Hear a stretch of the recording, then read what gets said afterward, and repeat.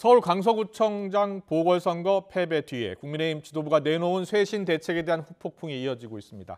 김기현 대표가 어제 발표를 한 사무총장 자리에 TK 재선 이만희 의원이 임명되자 당대표, 원내대표에 이어 사무총장까지 3역이 모두 영남 일색이라는 비판이 쏟아졌습니다.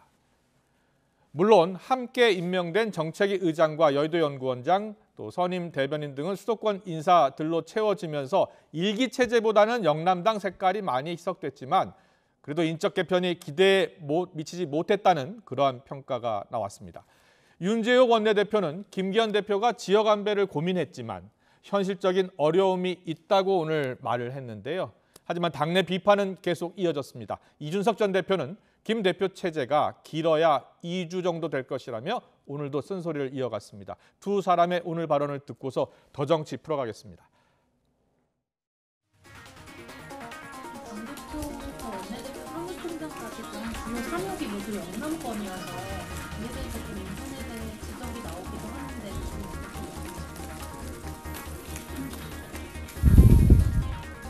수도권 중심으로 좀 많이 배치하려고 대표님께서 애를 쓰신 걸로 알고 있습니다.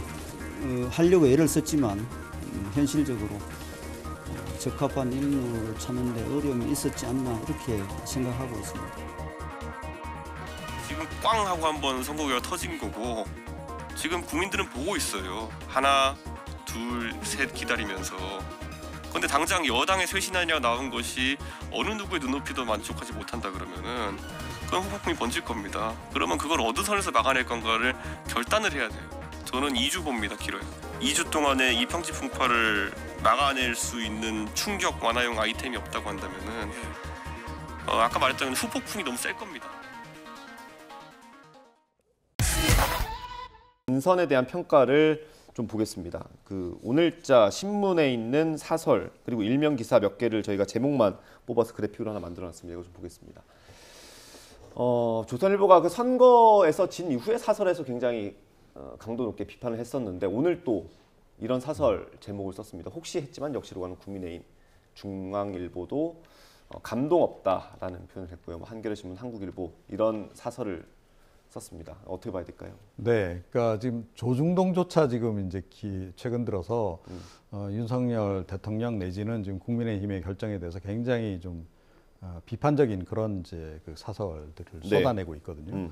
그들이 왜 그럴까 하는 겁니다.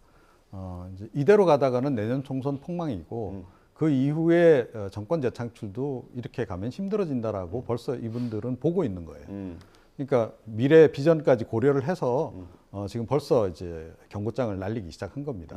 조짐이 영 이제 심상치 않다고 이제 느끼는 거죠. 그래서 이런 것들을 빨리 이제 사실은 이제 대통령실도 그렇고 윤 네. 대통령 스스로도 그렇고 빨리 받아들이는 게 필요한데 여전히 이게 이제 그 받아들여지지 않고 있는 거죠. 그러니까 지금 조중동의 사설도 보면 결국은 김기현 대표가 물러났어야 된다라는 얘기를 지금 하고 있는 거예요. 근데 타이밍이 늦지 않았습니까? 지금 물러날 수 없잖아요. 지금이라도 안 물러나는 것보다는 물러나는 게 전 그렇습니까? 낫다라고 봅니다. 그렇게 해서 비대위를 가는데 정말로 혁신 비대위로 가야 되는 거고 그 비대위원장 임명 과정에서 대통령이 개입을 한다거나 이런 게 없이 간다 그러면 그러면 아마 기대감은 다시 높아질 수 있다 이렇게 생각합니다. 지금 어쨌든 2기 지도부가 당무를 시작했는데 이 2기에서 더 변화가 있을 수 있다고 보십니까? 어떠세요? 네, 현재 일어난 변화에 대해서 냉소적인 여론이 높다고 볼 수 있거든요. 조중동 포함해서 일반 국민 여론은 더더욱 그럴 테고요. 그렇다면 추가적인 변화는 당연히 모색될 수밖에 없는 것이 아닐까 이렇게 보여집니다. 이미 이제 인선을 한 뭐 이만희 총장이라든지 쪽을 교체하기는 어려울 수 있는데 그렇다면 남는 방법이 이제 인적 쇄신이 아니라면 정책적 쇄신일 수 있겠거든요. 혹은 혁신위를 비대위급으로 가져가는 뭐 이런 네. 방안이라든지 공천에 관련된 파격적인 안 이런 것들이 굉장히 필요해 보이고 김기현 대표 입장에서도 2기 체제를 끌고 가기 위해서는 반대급부로 상당히 파격적인 안을 내놔야 될 것 같습니다. 하지만 그럼에도 사실 어떤 전통의 식당이 있는데 네. 어느 순간부터 좀 맛이 많이 없어졌어요. 그렇게 되면 질타를 받는 것은 메뉴가 아니라 주방장인 거거든요. 그렇다면 총선까지 시간 또 많이 남아있고 그러면 대표가 사퇴하는 것만큼의 쇄신이 어디 있느냐 이 질문은 앞으로도 계속 제기가 될 거고 김기현 대표에게는 당분간 좀 하루하루가 길지 않을까 이렇게 전망을 좀 해보겠습니다. 알겠습니다. 김기현 대표를 중심으로 새로 꾸려진 국민의힘 지도부가 첫 공개 회의를 시작으로 닻을 올렸습니다. 민심을 겸허히 받들겠다며 저마다 변화 의지를 강조했습니다. 보궐선거로 보내주신 민심의 경고 외면하지 않겠습니다. 정부와도 더 긴밀하게 소통하면서 꼼꼼하게 조율하겠습니다. 당이 변해야 한다는 민심의 축비를 겸허히 받들어서 하지만 내년 총선 공천 실무를 총괄하는 사무총장에 또 영남권 인사가 이름을 올린 걸 두곤 논란이 가시지 않고 있습니다. 수도권 중심으로 좀 많이 배치하려고 대표님께서 애를 쓰신 걸로 알고 있습니다. 현실적으로 적합한 인물을 찾는데 어려움이 있었지 않나. 특히 수습책 마련 과정에서 친윤계 일부가 당정일체 강화를 주장하고 비주류를 향해 내부 총질이라고 언급한 게 도마 위에 올랐습니다. 용산 눈치 보기와 결여된 위기의식이 되려 더 부각됐다는 비판의 목소리가 터져나왔습니다. 대통령께 국정 운영 스타일을 바꿔주십시오라고 한다든지 이런 게 나와야 되는 거거든요. 근데 심지어 지난 의총에서는요 10몇 명이 발언했다고 하는데 김웅, 허은하 이 두 분 빼고는 실명으로 본인 의견을 밝히지도 못했어요. 결국 김기현 체제 2기의 쇄신 의지는 앞으로 마련될 이 혁신기구와 총선기획단에서 판가름이 날 거라는 관측입니다. 이 전략과 메시지, 정책 등에서 전폭적 권한을 부여한다는 큰 그림은 그렸지만 누구를 언제 또 어떤 방식으로 세울지를 놓고는 고심이 깊어지는 분위기입니다. 총선 체제로의 조기 전환을 예고한 여당은 이 고강도 당무감사에도 시동을 걸었습니다. 이 현역 물갈이론을 바탕으로 이 내부 혼란을 차단할 압박성 감사일지 아니면 이 경쟁력 강화를 위한 인적 쇄신의 밑그림이 될지 그 결과에 관심이 집중되고 있습니다. YTN 박광렬입니다. 국민의힘 유승민 전 의원은 보궐선거 패배 이후 단행된 김기현 대표의 임명직 당직 인사, 이른바 2기 지도부를 혹평했습니다. 김기현 대표 체제로는 총선을 치를 수 없다며 탈당을 시사하는 말을 처음 꺼내들었습니다. 12월까지 저는 당의 변화, 쇄신을 위해서 제 역할, 목소리를 다 낼 거고요. 예, 그리고 12월쯤 이게 저는 이게 떠날 것인가 남을 것인가. 윤석열 대통령이 태도를 바꿀 거란 기대를 내비치면서도 신당 창당 가능성을 부인하진 않았습니다. 떠난다는 거, 신당을 한다는 거 이거는 늘 열려 있는 선택지고 그거는 최후의 수단이고요. 윤석열 대통령도 이대로는 안 된다라는 걸 결국 느끼게 될 거고요.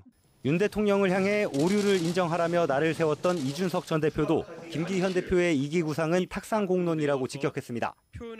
수도권과 중도층 민심 위반을 이대로 둬선 안 된다는 판단에 따라 대표적인 비윤계 인사들이 일제히 포문을 연 걸로 풀이됩니다. 물론 여당 내 비주류 입지는 아직은 미미하다는 게 정치권의 대체적인 평가입니다. 하지만 30% 안팎에 머무는 국정 지지율이 반등의 모멘텀을 찾지 못하고 위기감이 고조될수록 수도권 원내외 인사들을 중심으로 동요가 확산할 수 있다는 관측도 적지 않습니다. 민주당이라고 사정이 크게 다르진 않습니다. 구속영장 기각과 보선 압승으로 한층 더 공고해진 이재명 체제가 오히려 내년 총선에는 독이 될 수 있다는 우려가 상당합니다. 현재 진행형인 이 대표의 사법 리스크로 당이 흔들릴 경우 수면 아래 있던 계파 갈등이 다시 폭발할 수 있는 겁니다. 당의 변화를 선택하지 않고 그 현재의 체제에 안주할 가능성이 좀 있죠. 총선에 악재가 될 가능성 아주 높아 보입니다. 더구나 내년 총선을 염두에 두고 양향자 의원과 금태섭 전 의원 등이 제3지대 신당을 이미 띄운 상황. 그 특권을 완전히 없애고 사회의 비효율, 불합리, 저생산성 이런 것들을 완전히 걷어내는 보수든 진보든 여든 야든 한국 정치권은 보통 사람들의 삶과 아무런 관계가 없는 문제를 놓고 싸움만 하고 있습니다. 여야를 아우르는 합종연행 가능성이 완전히 허무맹랑한 얘기는 아니란 말이 심심찮게 흘러나오고 있습니다. 물론 대선 주자급 지도자와 지역 등 확고한 지지 기반 없이 새로운 정치 세력이 자리를 잡긴 매우 어려운 게 현실입니다.